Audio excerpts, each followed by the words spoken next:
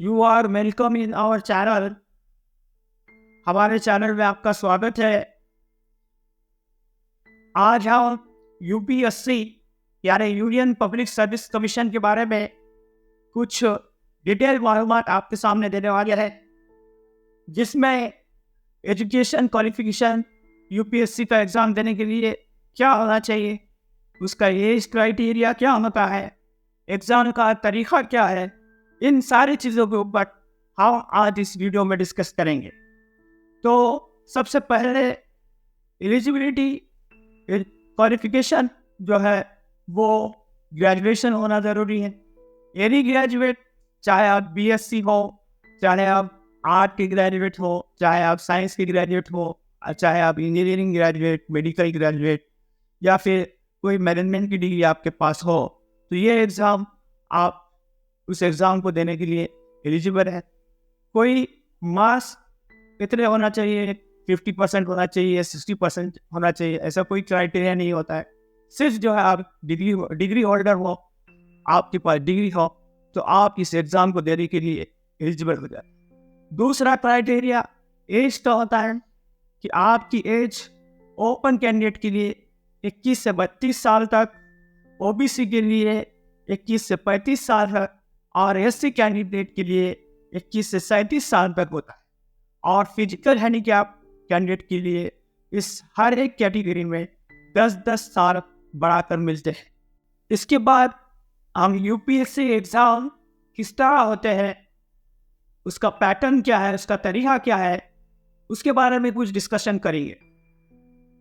UPSC exam जो है ये 3 स्टेजेस में होता है। एक जो है पहली स्टेज प्रीलिम एग्ज़ाम, दूसरी मेन एग्ज़ाम और तीसरी पर्सनैलिटी चेक यानी इंटरव्यू। ये 3 एग्ज़ाम में जो है यूपीएससी जो है इन 3 स्टेजेस के अंदर एग्ज़ाम लेती है। जिसके अंदर प्रीलिम एग्ज़ाम जो है ये एलिजिबिलिटी टेस्ट होती है। इसके अंदर 2 पेपर होते हैं, 200 मार्क के, टोटल 400 मार्क का एग्ज़ाम होता है। जिसमें जो लोग बच्चे एग्ज़ाम में एलिजिबल होंगे वो मेंस में इंटर होते हैं, और मेन एग्ज़ाम जो है वो 1750 मार्क का होता है। मेंस के अंदर जो बच्चे क्वालिफाई होंगे उनको इंटरव्यू के लिए पर्सनैलिटी चेक के लिए बुलाया जाता है, और पर्सनैलिटी चेक जो है 275 मार्क का होता है। इस तरीके से पहला जो है प्रीलिम एग्ज़ाम जो 400 मार्क का हुआ था, वो मेंस में उसके मार्क्स काउंट नहीं होते हैं, वो सिर्फ एलिजिबिलिटी टेस्ट थी। अब ये 1750 और 275 टोटल मिला के 2025 मार्क के ऊपर जो है एमपीएससी मेरिट लिस्ट लगाती है, और वहाँ पर कैंडिडेट का सिलेक्शन होता है।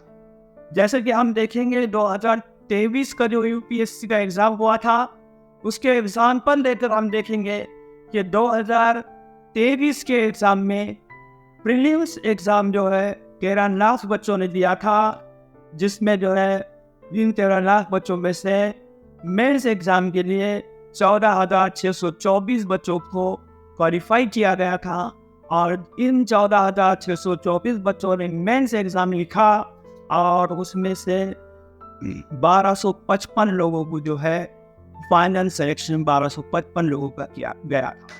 इन 14,624 में से 1255 लोगों को जो है यूपीएससी ने वहाँ पर फाइनली रिक्रूट किया था।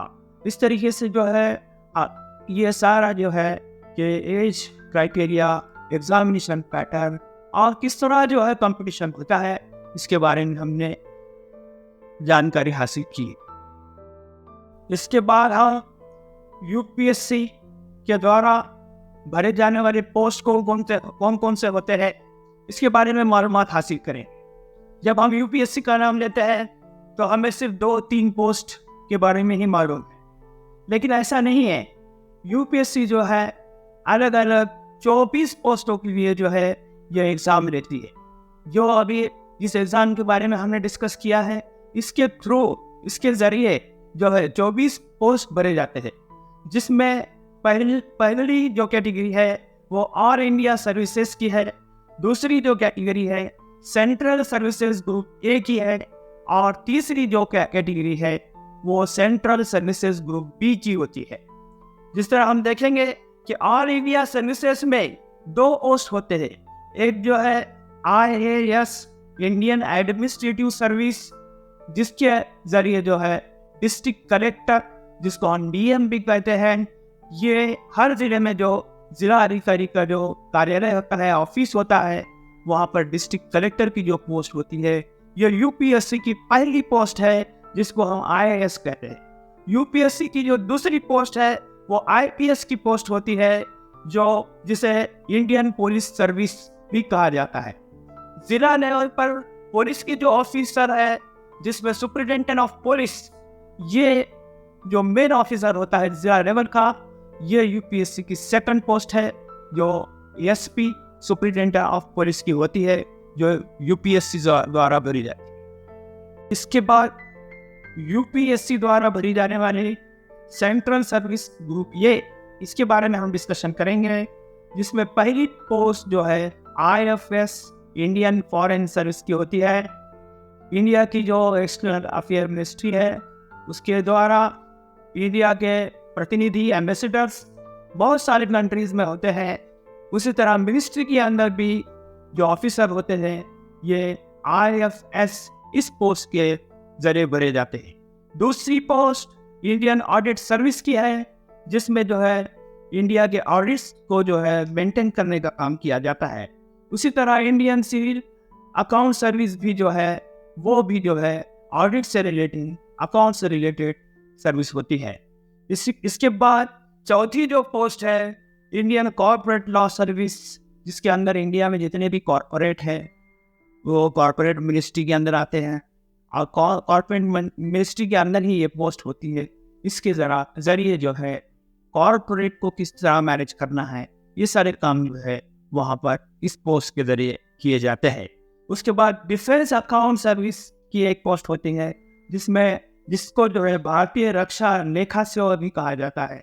और उसके बाद की जो पोस्ट है वो इंडियन इंफॉर्मेशन सर्विस, जिसे हम IIS भी कहते हैं, जिसके जरिए हम जो है DD news, all India radio, Prasar Bharati और इंडिया की जितनी इलेक्ट्रॉनिक और प्रेस मीडिया है, उनको रेगुलेट करने के लिए सर्विस होती है, जिसको हम IIS भी कहते हैं। UPSC के ग्रुप A में इसके बाद की जो पोस्ट होती है वो इंडियन पोस्टल सर्विस, जिसको हम IPOs कहते हैं। जैसे कि हम जानते हैं कि पोस्ट का जो डिपार्टमेंट है वो सेंट्रल गवर्नमेंट के थ्रू चलता है, और इसको रेगुलेट करने के लिए ये पोस्ट होती है इंडियन पोस्टल सर्विस। इसके बाद की जो पोस्ट है वो Indian post and telecommunication account and finance services. इसमें जो है पोस्ट के और टेलीकम्युनिकेशन के जो अकाउंट है, इसको रेगुलेट करने के लिए ये सर्विस होती है। UPSC के इसके बाद की जो पोस्ट है इंडियन रेलवे मैनेजमेंट सर्विस, जिसके अंदर जो है रेलवे ट्रैफिक मैनेजमेंट किस तरह किया जाता है और रेलवे का पूरा मैनेजमेंट किस तरह करना चाहिए, इसके लिए जो है खास तौर पर गवर्नमेंट ऑफ इंडिया ने ये सर्विस जो है यहाँ पर UPSC द्वारा रिक्रूट की जाती है। उसके बाद की जो पोस्ट है Indian railway protection force service. Railway की जितनी प्रॉपर्टी है, रेलवे के पैसेंजर है, इनको प्रोटेक्ट करने के लिए जो फोर्स होती है वो इस सर्विस के अंडर आती है, जिसे हम जो है IRPFS भी कहते हैं, Indian railway protection force service. और उसके बाद की जो सर्विस है इंडियन रेवेन्यू सर्विस, जिसको IRS भी कहा जाता है।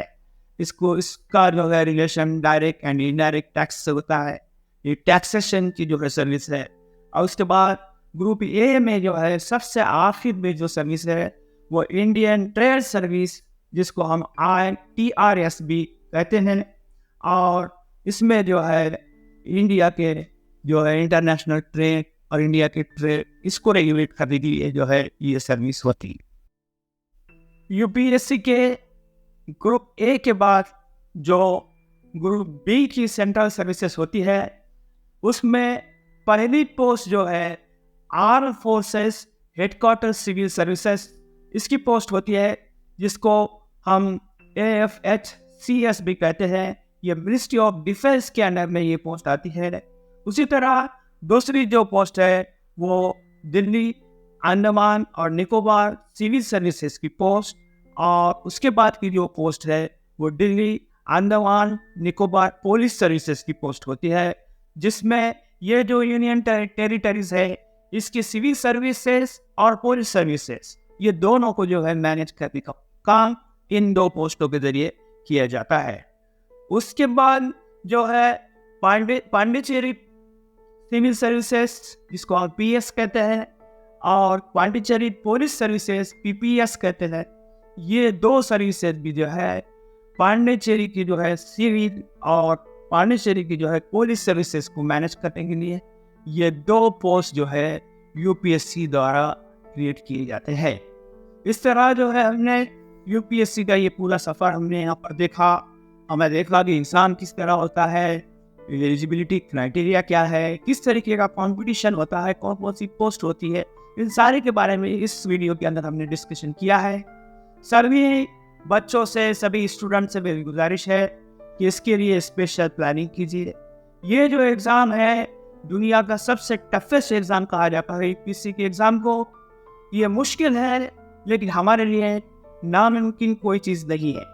अगर सही तरीके से उसकी प्लानिंग की जाए, मैनेजमेंट किया जाए, जो रोज़ आपको 24 घंटे मिल रहे हैं वो 24 घंटे का अगर आप सही प्लानिंग करते हैं, उसका सही यूटिलाइजेशन करते हैं और उसको पहले से टारगेट करते हैं, चाहे वो 12 के बाद हो, चाहे ग्रेजुएशन में हो, चाहे ग्रेजुएशन के बाद हो, इस एज क्राइटेरिया में आप जो है इसको टारगेट कीजिए और फिर जो है रेगुलर स्टडी करके इस एग्ज़ाम को अगर हम दे सकते हैं तो बेहतरीन तरीके से हम देखेंगे कि हमारे जो स्टूडेंट है वो अच्छी तरीके से इसमें रिजल्ट उनका आ सकता है। इसी तरह जो है सबसे आखिर में मैं आपसे ये गुजारिश करता हूँ कि हमारे इस चैनल में अलग अलग किस्म के करियर गाइडेंस के लिए हम जो है हर बार जो है अलग अलग करियर गाइडेंस लेकर आते हैं। हमारे इस चैनल को सब्सक्राइब कीजिए, लाइक कीजिए, शेयर कीजिए और कमेंट में बताइए आप जो है किस तरीके के वीडियो देखना चाह रहे हैं, आपकी ख्वाहिश क्या है। हम उस तरीके के वीडियो लेकर आएंगे और सभी बच्चों को जो है मैं उनके फ्यूचर के लिए बेस्ट ऑफ लक कहता हूँ। Thank you very much.